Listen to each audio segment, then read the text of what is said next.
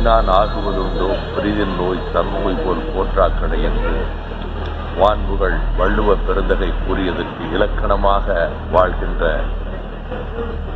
சேவையின் இலக்கணமாக திகழ்கிற ஒரு தமிழனான ஆட்டோ ராஜாவை நினைத்து நான் மிகவும் பெருமைப்படுகிறேன்.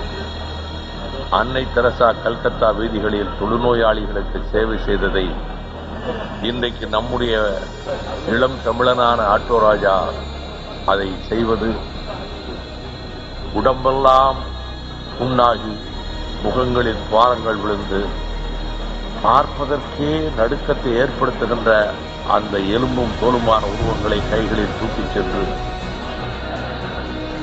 ஹோம் ஃபார் ஹோம் நம்பிக்கையின் இல்லம் என்கின்ற தன்னுடைய அமைப்பிலே கொண்டு போய் அவர்களுக்கு சிசுறுசை செய்து மருத்துவம் செய்து அவர்கள் உயிர் பிரிகிற வரையிலே அவர்களை பாதுகாக்கக்கூடிய உன்னதமான சேவை அங்கே அரசியல் தலைவர்களால் பாராட்டப்பட்டிருக்கிறது.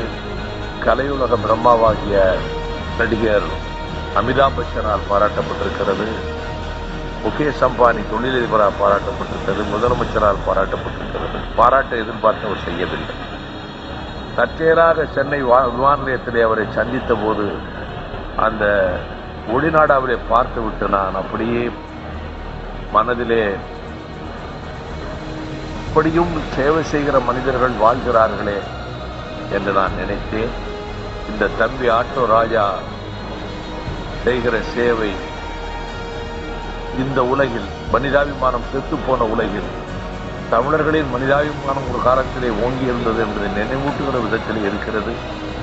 ஜாதி மதம் மொழி இனம் அனைத்தையும் கடந்து சக மனிதனை நேசிக்க வேண்டும் என்கின்ற உன்னதமான தாற்பயத்தோடு ஆட்டோ ராஜா செயல்படுகிறார்.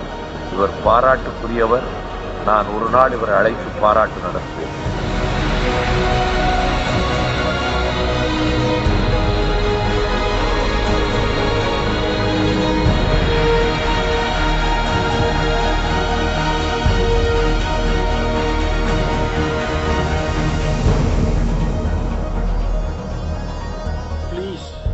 ப்ளீஸ் தயவு செய்து இந்த வீடியோவை எல்லாருக்கும் ஷேர் பண்ணுங்கள். இதை பற்றி எல்லாருக்கும் தெரியணும். நன்றி.